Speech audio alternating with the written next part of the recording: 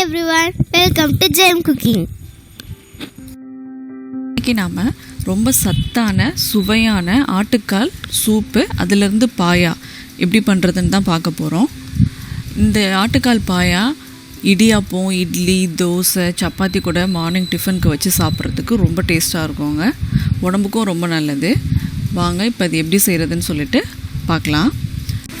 அதுக்கு 4 ஆட்டுக்கால் வாங்கியிருக்கேங்க. இது கடையிலே வெட்டி கொடுத்துருவாங்க. இந்த மாதிரி கேட்டோன்னா சூப் இல்லை பாயாய் நாளைக்கு செய்ய போகிறீங்கன்னா முதல் நாளே வாங்கிட்டு வந்து நைட்டு அது எல்லாத்தையும் க்ளீன் பண்ணிவிட்டு அதுக்கு தேவையான மசாலாவெல்லாம் அரைச்சி அதில் போட்டு வேக வச்சுட்டு மறுநாள் செஞ்சோன்னா தான் அதோட டேஸ்ட் ரொம்ப நல்லாயிருக்கும். இப்போது இதை க்ளீன் பண்ணுறதுக்கு சுடு தண்ணியில் போட்டு ஒரு 10 நிமிஷம் ஊற வச்சுட்டு கத்தி வச்சு இந்த மாதிரி சுரண்டணுன்னா அது மேலே இருக்கிற அந்த கருப்பு கலரில் இருக்கிற தோலெல்லாம் வந்துடும். இந்த மாதிரி க்ளீன் பண்ணி எடுத்து வச்சுக்கலாம். இப்போ நம்ம சூப் செய்ய ஸ்டார்ட் பண்ணலாம். அதுக்கு ஒரு மிக்ஸி ஜாரில் 1 டேபிள் ஸ்பூன் ஜீரகம், 3/4 டேபிள் ஸ்பூன் மிளகு இதை சேர்த்துட்டு ஃபஸ்ட்டு அரைச்சி எடுத்துக்கலாம். அரைச்சிட்டு வந்தாச்சு. இப்போ 1 கப் சின்ன வெங்காயம்,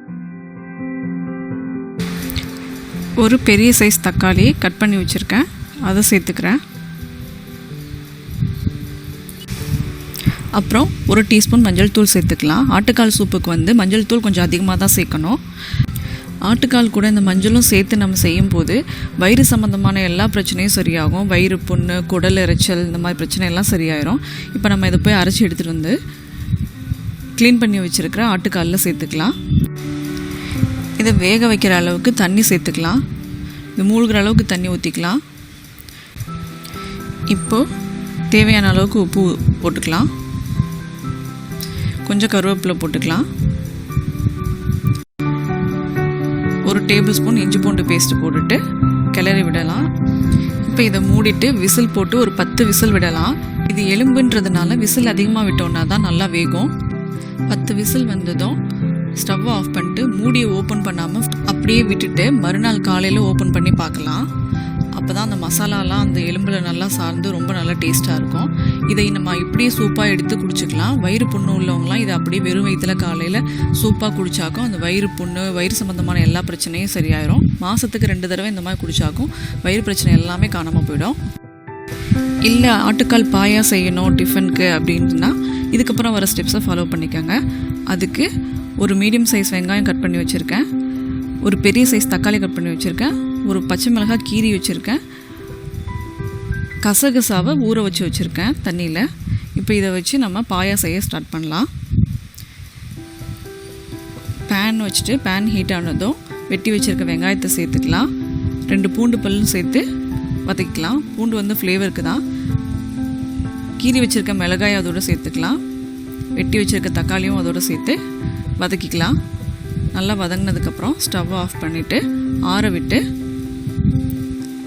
நம்ம ஊற வச்சுருக்க அந்த கசகசாவையும் சேர்த்து இதோட அரைச்சி எடுத்துக்கலாம். இப்போது வேக வச்சுருந்த சூப்பில் 1 டீஸ்பூன் மிளகாய் தூள் சேர்த்துக்கலாம். ஏற்கனவே சூப் வேக வைக்கும்போது மிளகாய் போட்டோம், ஸோ பார்த்து சேர்த்துக்கலாம்.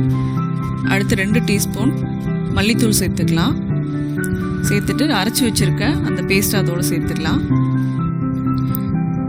பாயா எந்த அளவுக்கு வேணுமோ அந்தளவுக்கு தண்ணி சேர்த்துக்கோங்க. ரொம்ப அதிகமாகவும் தண்ணி சேர்த்துடக்கூடாது. சேர்த்துட்டு கிளறி விட்டுட்டு உப்பு தேவையான அளவு சேர்த்துக்கோங்க. சூப் வேக வைக்கும் போதே உப்பு சேர்த்தோம், ஸோ டேஸ்ட் பார்த்துட்டு உப்பு சேர்த்துக்கணும். நல்லா கிளறி விட்டுட்டு மூடி போட்டு விசில் போடாமல் வேக விடலாம். கொஞ்சம் நேரம் ஒரு 5 நிமிஷம் வேக விடலாம். அதுக்குள்ளே நம்ம போய் ஒரு தாளிப்பு ரெடி பண்ணிட்டு வந்துடலாம்.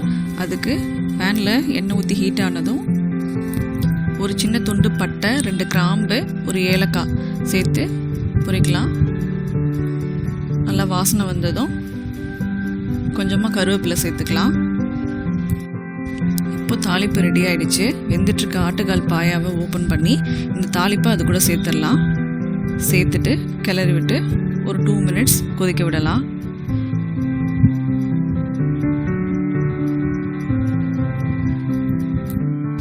அவ்வளோதான், நம்மளோட சத்தான சுவையான ஆட்டுக்கால் பாயா ரெடி ஆகிடுச்சு.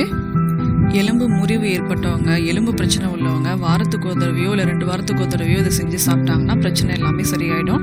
எலும்பு நல்லா ஸ்ட்ராங் ஆயிரும் அவங்களுக்கு. எந்த பிரச்சனையும் இல்லாதவங்களும் 40 வயசுக்கு மேலே எலும்பு பிரச்சனை வராமல் இருக்கணும்னா மாதத்துக்கு ஒரு தடவையாச்சும் இந்த ஆட்டுக்கால் பாயாவோ சூப்போ வச்சு சாப்பிடும்போது நமக்கு எலும்பு சம்மந்தமான எந்த பிரச்சனையும் 40 வயசுக்கு மேலே வராது. இது மாதிரியே ஆட்டுக்கால் பாயா நீங்களும் செஞ்சு பாருங்கள். செஞ்சு சாப்பிட்டு பார்த்துட்டு டேஸ்ட் உங்களுக்கு பிடிச்சிருந்ததுன்னா இந்த வீடியோவை லைக் பண்ணுங்கள், கமெண்ட் பண்ணுங்கள், ஜெயம் குக்கிங்கிற்கு சப்ஸ்கிரைப் பண்ணுங்கள். தேங்க்ஸ் ஃபார் வாட்சிங்.